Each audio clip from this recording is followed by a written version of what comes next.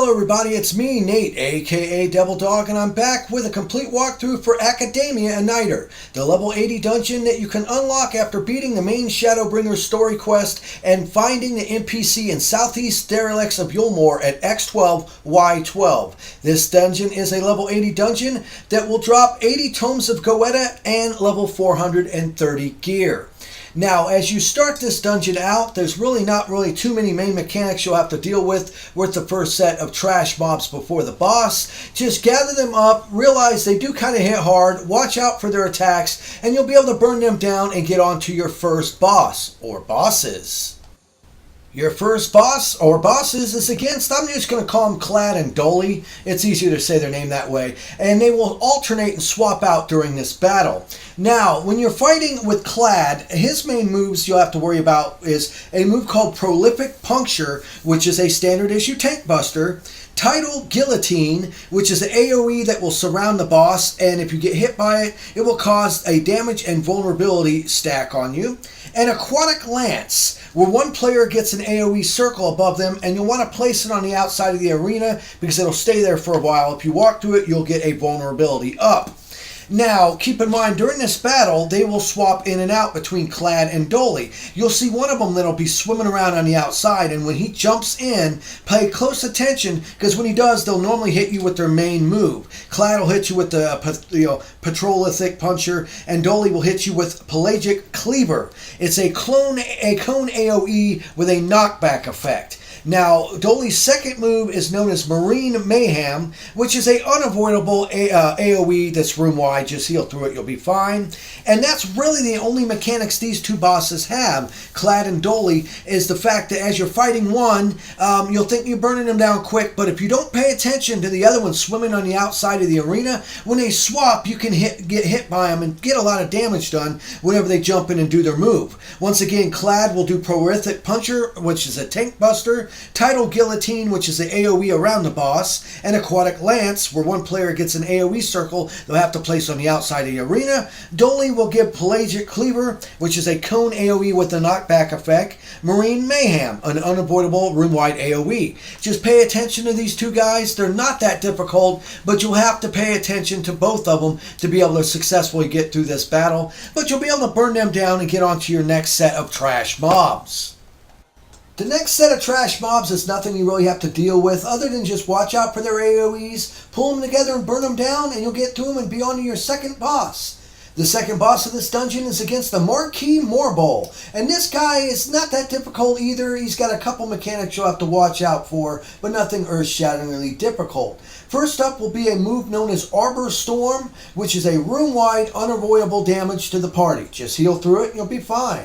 The next move that he'll do is known as Extensible Tendrils, where he will lift his tentacles up and slam them on the ground and slowly rotate and keep doing this move. Now, if you get hit by him, you will get concussion, and while he does this, watch out for his front mouth because he will puke out, and it's a move called Bile Vomit, and that'll cause poison. He'll do this several times, I think like 5-6 times before this move's over. Just slowly move to where you avoid getting hit by his tentacles as he slams them, and stay away from his front, and you'll be fine through this move. Now, the next move he does is known as Blossom, where two sections of the flowers will light up and end up getting coated with this weird goo. And what you want to do is just don't walk through the flowers. There'll be like paths you can still take to avoid walking through the flowers, because if you do, it'll cause a heavy and a vulnerability stack. But that's really the only thing with that move. It's a simple move to avoid. And this last move is known as Sap Shower, which is a circular attack that hits all the players except the tank. I don't understand why he's not doing it with the tank, but he doesn't seem to like the tank for that one. But that's the only moves you'll have to worry with the Marquis Morbol, is Arbor Storm, which is a room-wide unavoidable damage to the party. Just heal through it. The Extensible Tendrils he'll lift his tentacles up and slowly rotate and slam them down while puking Bile Vomit. Blossom, where two sections of the flowers will get coated. Just don't walk through the flowers to avoid getting a heavy and a vulnerability stack. And Sap Shower, where it's a circular attack that hits all the players except the tank. I guess he likes the tank. But as long as you watch out for these moves, you'll be able to burn through the Marquis Morbol and get on to your third and final group of trash mobs. Now, other than most of the mobs, the trash mobs at this end part, the only guys you really have to worry about are these evil armors. Because what they will do is they will charge up this attack, as you see coming up here shortly, that is called Lv80 or whatever, and it is a room-wide AoE that's unavoidable. Now, what you want to do is you can interrupt it. So if you pretty much have somebody can do a move that interrupts it or just burn them down first, you have no problem with these trash mobs. Just watch out for them and the typical AoEs you've dealt with, and you'll be on to your final boss. And the final boss of this dungeon is against Quincy Kotal. I have no idea if I said his name right, but you'll remember this guy. He's a fan favorite from Final Fantasy, and he's back again to make your life a living, shocking nightmare.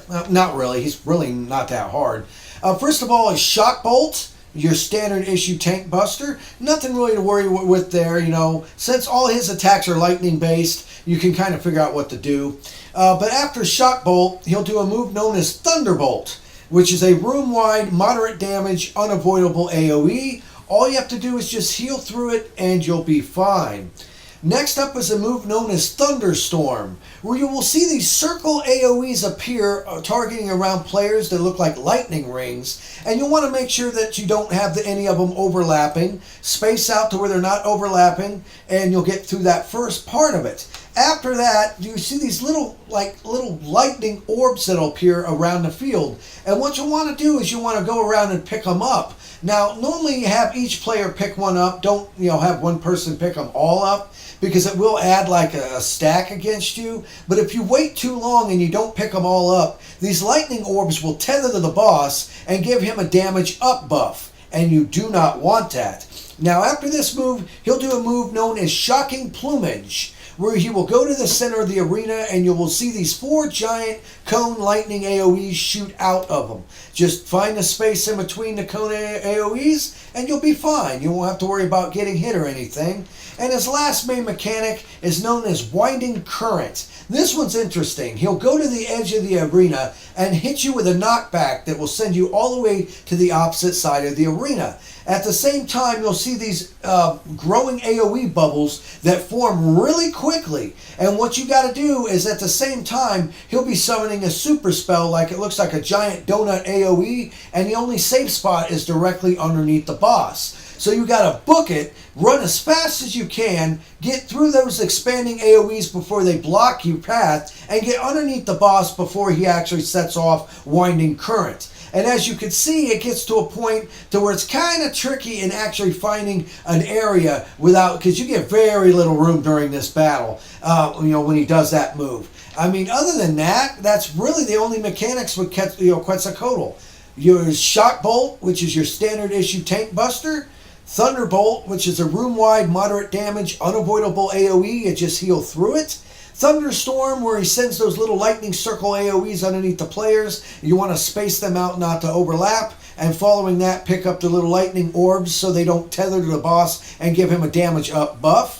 Shocking Plumage, which is a giant 4-cone AoE blast from underneath the boss. And Winding Current, where the boss will knock you all the way to the edge of the arena, followed by these giant growing AoE bubbles and a giant donut attack from them that you have to run to get underneath them to beat the bubbles, to get underneath them to beat them down. As long as you watch out for these mechanics, you'll have no problem in being able to beat Quincy Kotal's butt and maybe, just maybe, get some sweet level 430 gear. Keep in mind, you get those 80 tomes of Goetta with this. I don't know if they're called Goetta. Isn't Goetta like a kind of like, cheese or something? I don't know. They spell it weird. But this was Nate, a.k.a. Devil Dog, and I want to thank each and every one of you for watching these videos. Make sure to hit the thumbs up if you like the video. If you don't like the video, don't hit the thumbs down. Just let me know why you didn't like the video so I can work on making my videos better in the future. Make sure to hit the bell icon so you can stay up to date whenever I release any new videos. I think this is going to be my last one for Shadowbringers for quite a while till they add some new dungeons. I think this is the last dungeon that they actually have in it. Like I said, if you need help with any of the dungeons, I got them linked all together. And remember, I always end my videos by saying, have fun, play hard, and remember people, the devil is in the details.